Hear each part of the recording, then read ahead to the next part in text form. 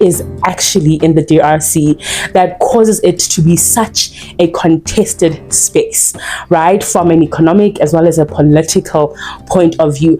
And I want to give, this is a practice that I believe just continues. And I also think that it is also done in the state of war as a psychological thing to, like, I think to emasculate the men of the particular group that has been conquered, right? And yeah, like I've said, it's got a lot of devastating effects on both the women and the children who are faced with this, but also as well on the men who in many cases are forced to look as their women, as their girls, as their children are being sexually assaulted in front of them. Again, it's a very psychological weapon of war, right? The world is going through a lot of drastic changes, and I think many a times we are so easily scared of, like, oh, are we going to fail? Are we going to survive? And I think we always survive. We always come out at the end of the tunnel, experiencing the greatest of light and victory, and I think these kind of stories just show how no matter how dire or drastically bad a situation can be, you can always find, that ray of sunlight, that ray of hope. And I really believe that this project, it really does that for a country that really has goes through a lot in terms of its underdevelopment.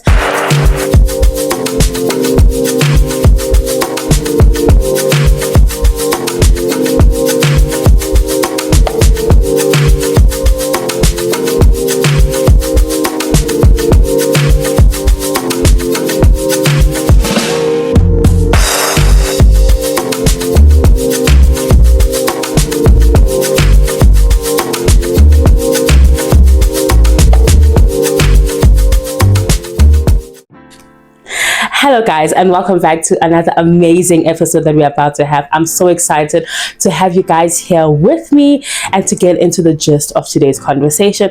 Before I get into it, I do want to apologize for not posting our regular 2 episodes last week. We just had some technical issues, but that has been resolved, so do not fret. We are going to get back to our regular programming and hopefully be able to provide even more videos, or possibly even go live every now and again, because there's always so much to discuss. You know what I'm saying?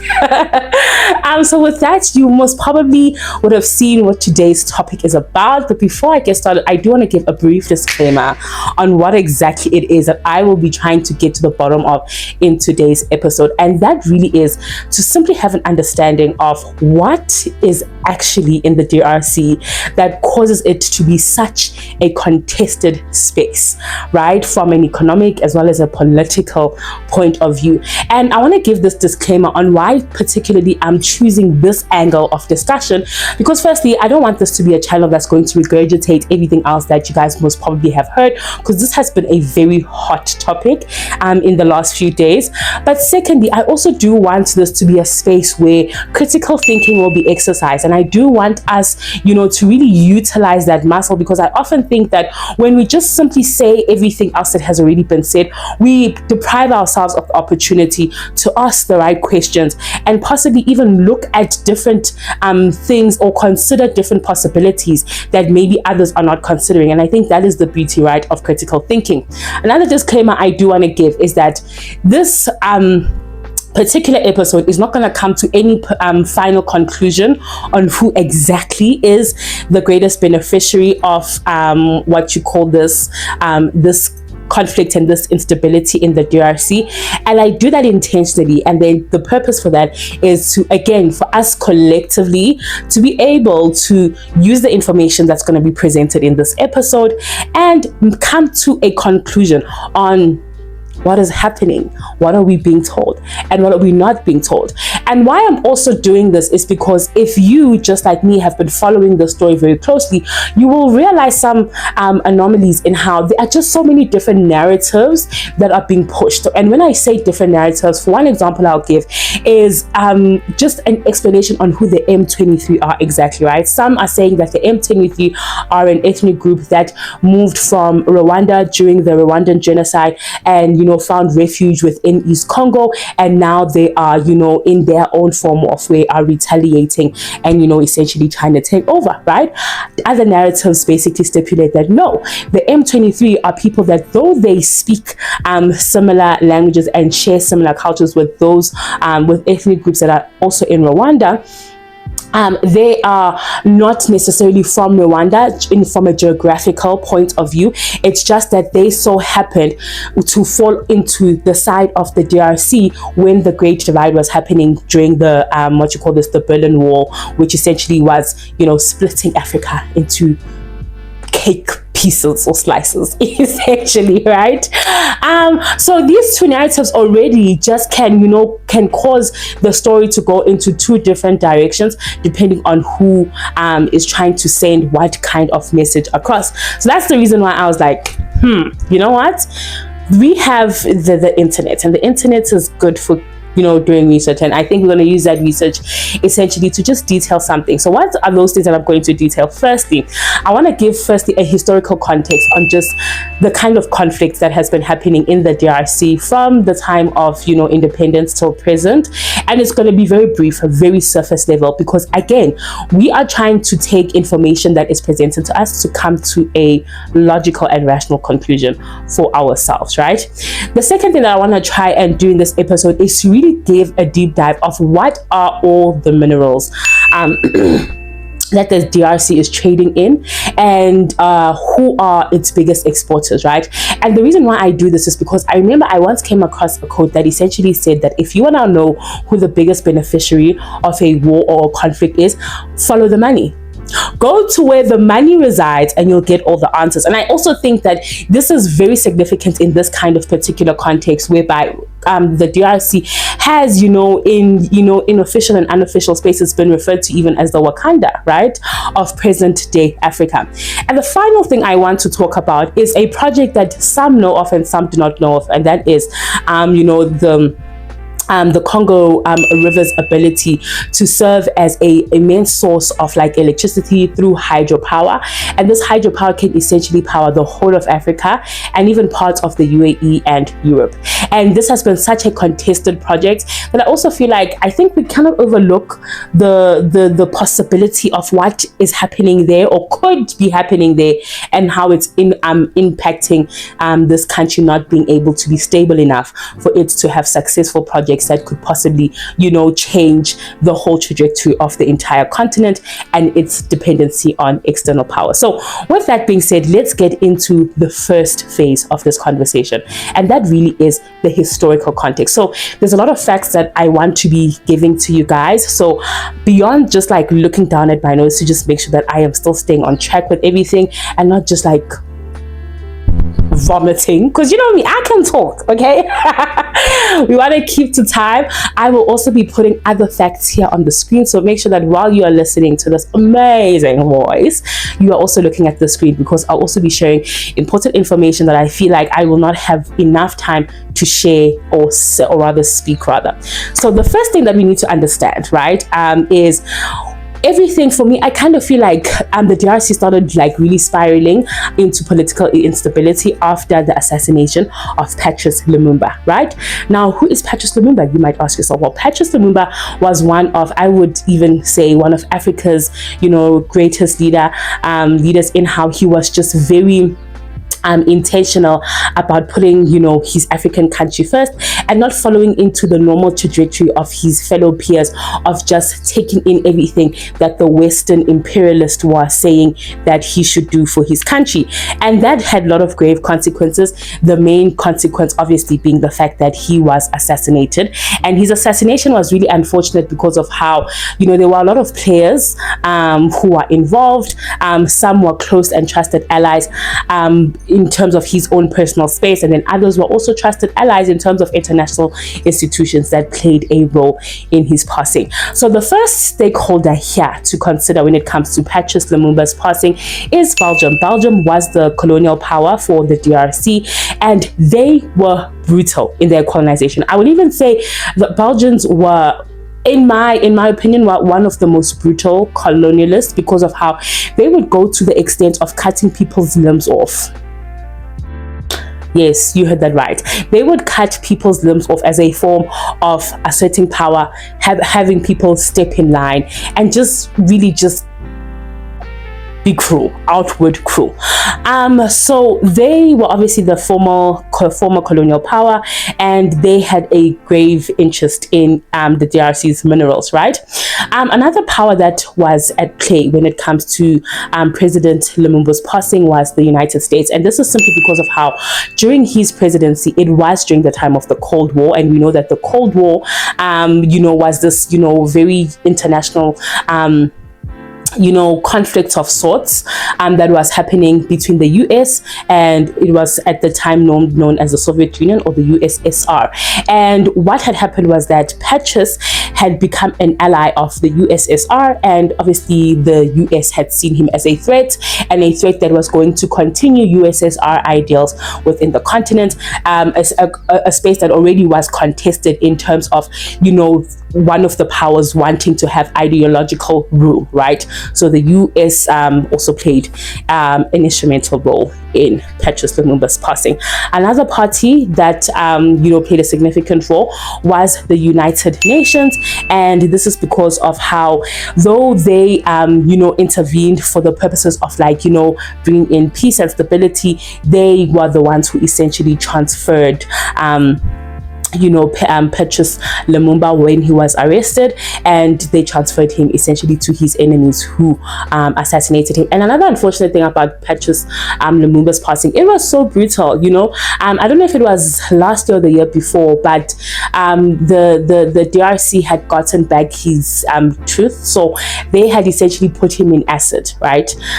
So the only thing that remained as a from his physical body was one small little tooth. So yeah, it just goes to show to you how at that time there was really this very stringent iron hand on African leaders to lead in a particular way and follow a particular direction in terms of how they would lead. And then also they were internal actors, basically, who were within Mr.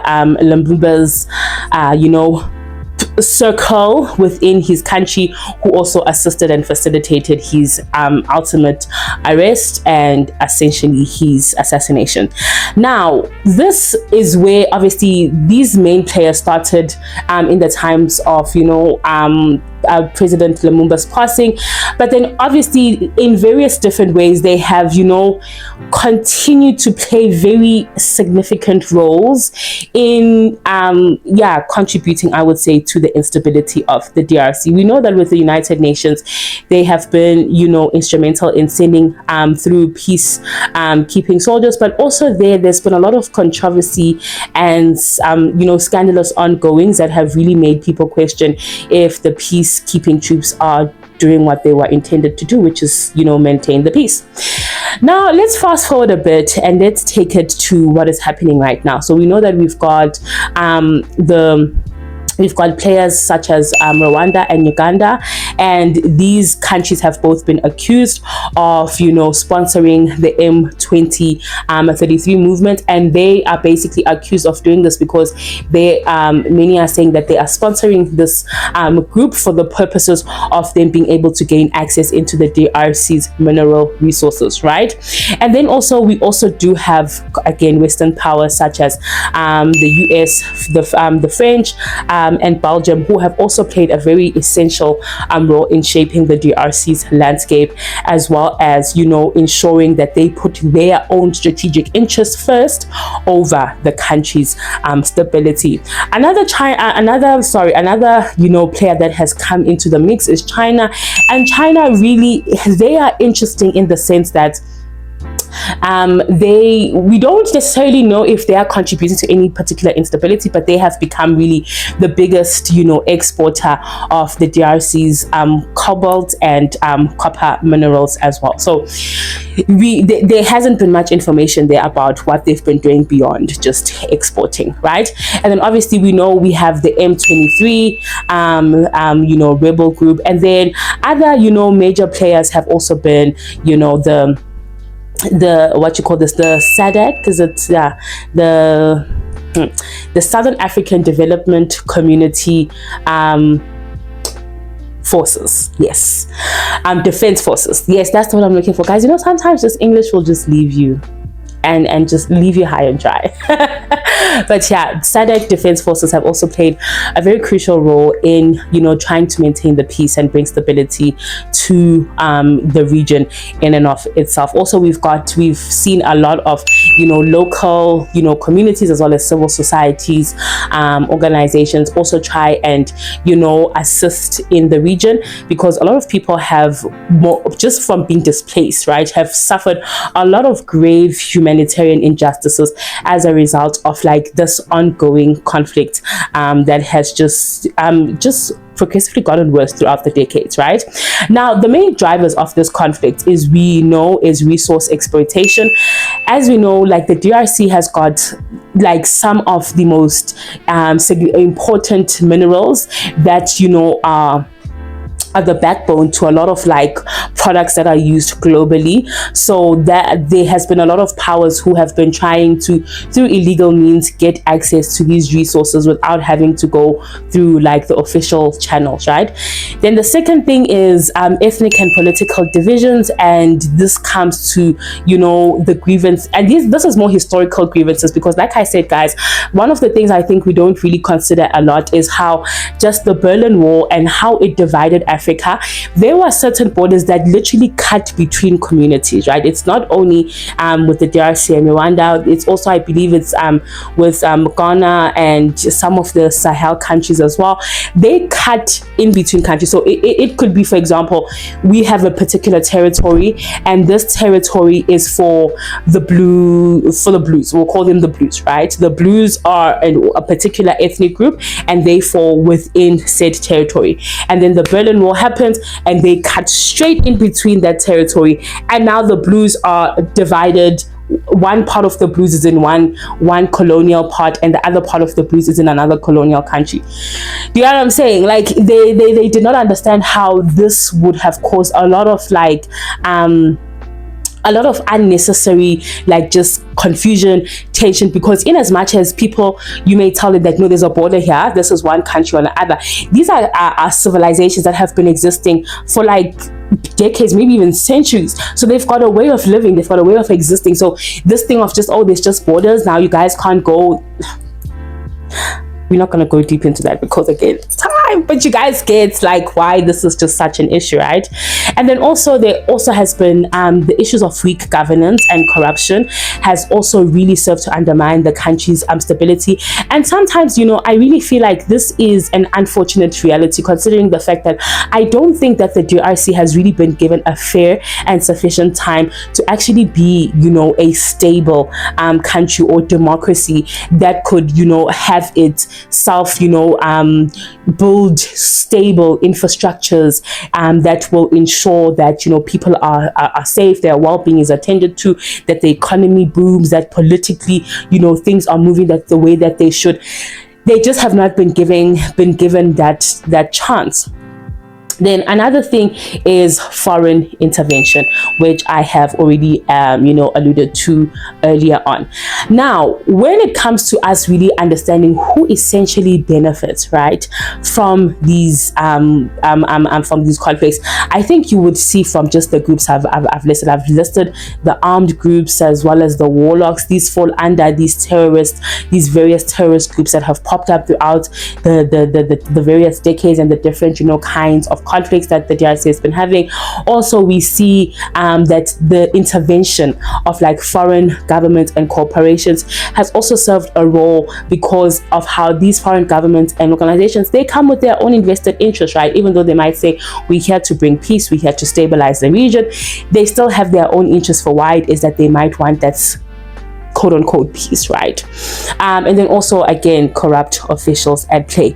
Now, because again, time is just running with us, I think what I'm going to do, we're going to make this into two parts, right? We're going to make this into a part one, and then there's going to be a part two. So this is just a part one that is just basically giving us a background, right, into essentially what has been happening, right, in the DRC. And then I think in part 2, the next video, I am going to now further deep dive into essentially what minerals are being used, or rather being exported, are being traded in the DRC. And then secondly, I also really want to highlight what you call this, the hydropower project, because I feel like there's a lot of interesting things that are happening there and many don't know about it, which always comes as such a surprise to me. And so I really do want to be able to highlight that and bring that to the forefront. And with that, guys, we are now going to move on to the second segment of the show, which is Women Across Africa.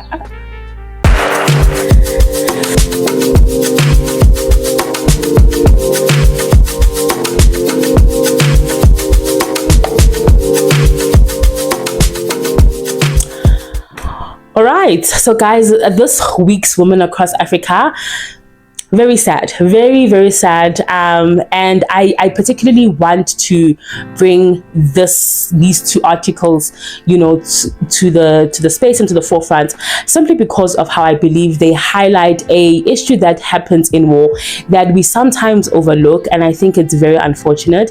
And that is just essentially the fact that women and children oftentimes bear the brunt of these, you know, conflicts and instabilities that happens with regions in the most painful and brutal of ways.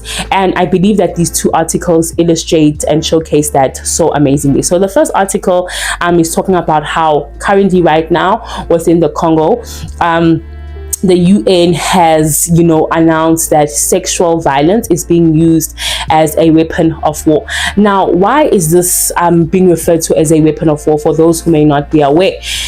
This is not a new practice. This is an age-old practice, whereby what would happen is that women and children would essentially be seen as the spoils of war. And many a times, if a particular side would wanna, you know, enforce its you know, sovereignty or enforce its power, it would do so essentially by raping the woman and the children of that of the people that it has conquered, right? And this essentially, for me personally, I feel like, again, it just goes back to like an ego thing, because we know many a times those who participate in war are who are men, and it's just a way of showing that we have really conquered you to the point that we have now essentially ran through the thing that you treasure and you hold dear, right? You hold as most treasured. So this is a practice that I believe just continues, and I also think that it is also done in the state of war as a psychological thing to, like, you know, I think to emasculate the men of the particular group that has been conquered, right?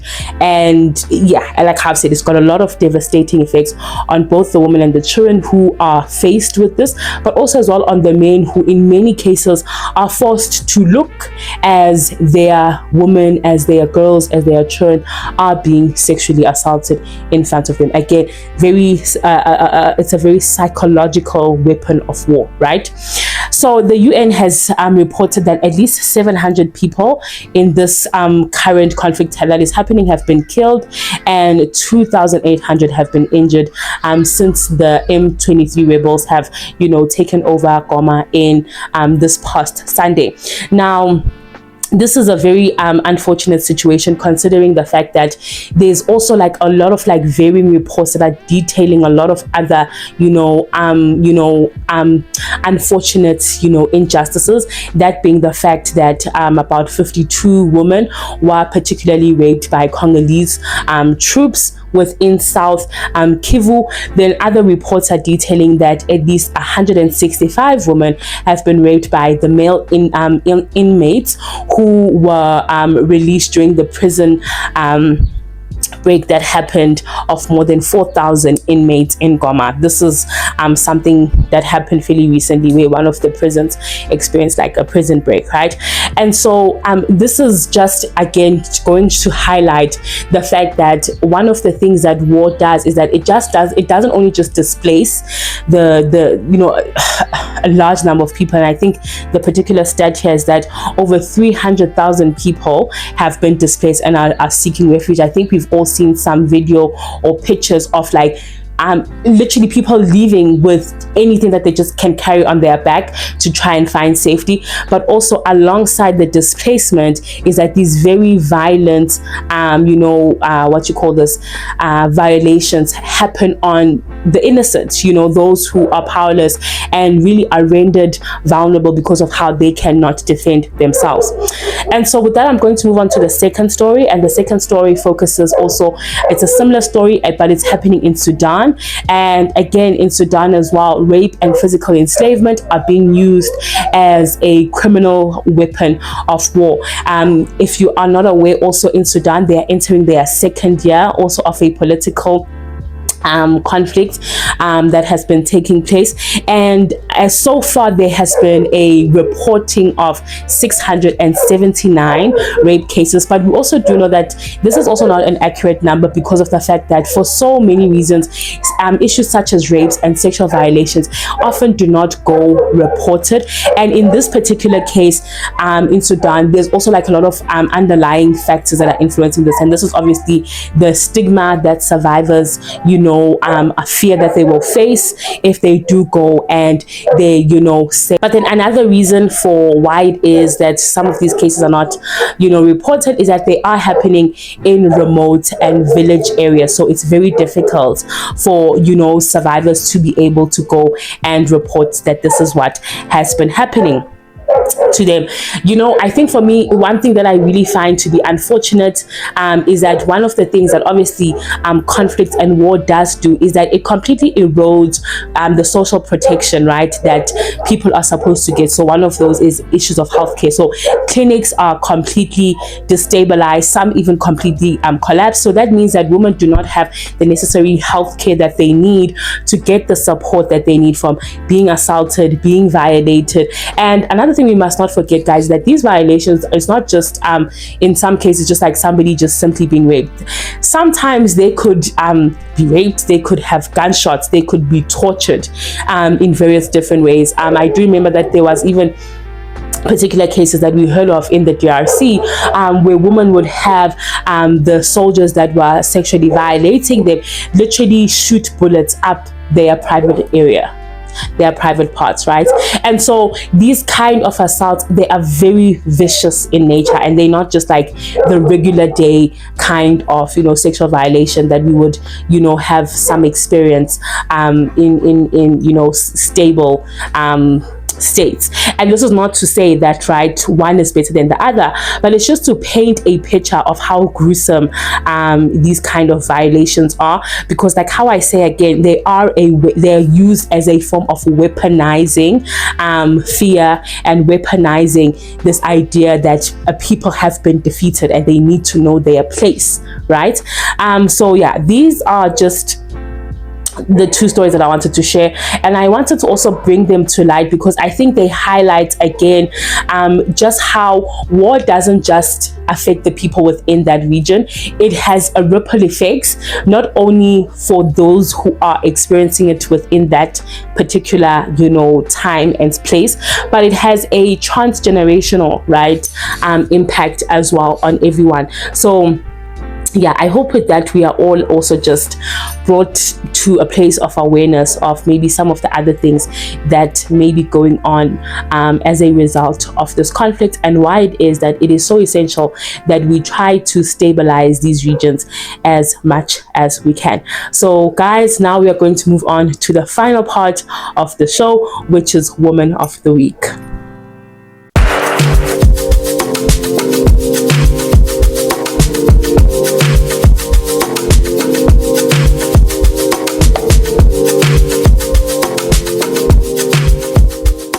Like how I always say, if you have made it to this part of the show, you are thebomb.com.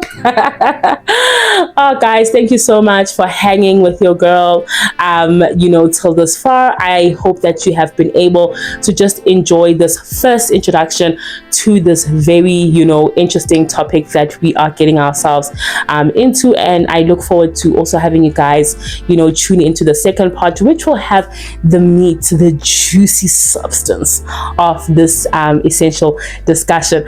So with that, let's get into the Woman of the Week for today. As always, this is sometimes really one of my favorite parts of the show, because it always ensures that we end on a light note. Because just like today's episode, you're dealing with some very heavy and unfortunate and heartbreaking stuff, and as you guys may have seen, it just makes my energy low, because it's just it's so unfortunate, right? But we have to discuss these things. We have to have conversations about these, because it's affecting people in real time, and I think one of the things that we are able to do in these spaces of privilege that we are in is to shed light and awareness, so that in whatever ways that we can, some kind of change can be affected. So this Woman's of the Week takes us to Eswatini, so the Kingdom of Eswatini, and we are meeting a lady by the name of Toki Ho, and she is a businesswoman and chairperson of the Businesswoman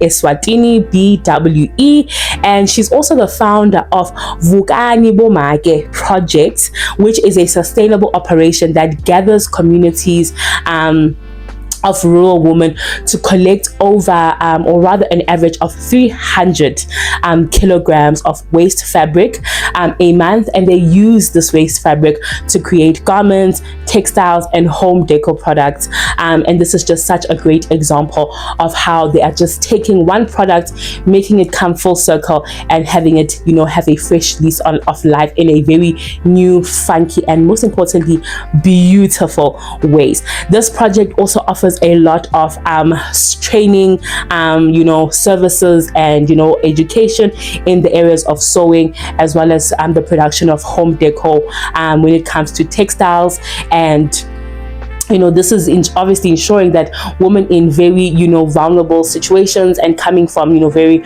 remote communities are able to, not only just sustain themselves financially or economically rather, but they can also be able to do this from the comfort of their own home if, they are finding themselves in a particular situation that does not allow them, to be too far from the household. So I really loved the story, because again, it just shows the resilience of Africans, which is something I always want to be able to highlight. And I want to highlight it a lot because the world is going through a lot of drastic changes, and I think many a times we are so easily scared of oh, are we gonna fail, are we gonna survive? And I think we always survive, we always come out at the end of the tunnel, experiencing the greatest of light and victory, and I think these kind of stories just show how no matter how dire or drastically bad a situation can be, you can always find, that ray of sunlight, that ray of hope. And I really believe that this project, it really does that for a country that really has goes through a lot in terms of its underdevelopment, and its people have unfortunately had to bear the brunt of it being underdeveloped. So with that, I really do hope that you enjoy this video and this week's Woman of the Week, and that you are encouraged and inspired as much as I am, because also how amazing is it to think that something that somebody can disregard can be seen as a treasure for somebody else. Right? So good. With that, guys, thank you so much for joining me on this episode. I really appreciate it. I've enjoyed having you guys here. As always, the conversation doesn't end on this beautiful screen over here. It continues down in the comment section, so please share your thoughts, share your engagements, also share whatever it is that also you want us to be able to discuss on this platform. And as always, like, share, and subscribe. To those who have been subscribing, thank you. I see you guys. And it's so encouraging. So with that, guys, I will see you shortly with part 2 of our discussion. All right, bye.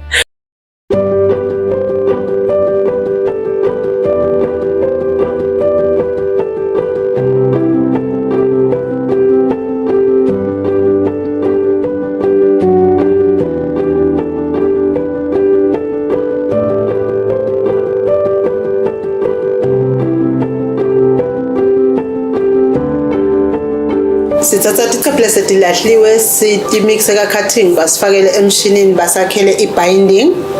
Le binding lena bese kuba ngiyo lesakha ngawo lama-product ethu. Uma sayi-ready le binding basikhathela ngekwehlukana lembala bese-ke sesiyathatha sihlanganise bone ngendlela lesingahlanganisa ngayo ukuthi lokhu kungaba kuhle yini nasikwakhile. Ema-products nje lesiwakhako kuye kube ma-doormats, kube ama-wine holders, kube ama-cushions, ma-door stopper nema-placemats. Kusho nje siboma-ke ngekwehlukana vukani ema-cottages ethu lehlukene siyabuthana bese sekuthi-ke labo lababonakele ukuthi bakhe i-product lekhangisako nase ku-quality checking bese-ke sekuba ngabo lekuthiwa asichubeke-ke sakhe umsebenzi wethu. I-doormat liyangithatha 2 days kulicedza lonke. I-wine holder kuba nje 3 hours suke sengicedzile yonke. Kuhlukane nje ukuthi ngakha ini nema-table mats on-6 kuyamthatha 3 days ithaphelele. Kuyasijabulisa kakhulu kwenda umsebenzi wethu wetandla ngoba nase si-checkelwe nje sebashilo ukuthi kuhle nathi sithokota kakhulu ukuthi kwakhiwe ngithi. Lokwenta le product yethu ihlukene lokuthi sisebenzisa icephu lesedilahliwe sidigucule sitende lo mcebo lona lesekungiwo lobuhle bonke lokho. Umcoka bale ma products ethu lawa noma lo msebenzi wethu lona lokuthi ubele emakhaya ngokuthi uvula emathuba emsebenzi wonke make so uyakhona ukuthi abe nayo imali ayingenisako ekhaya.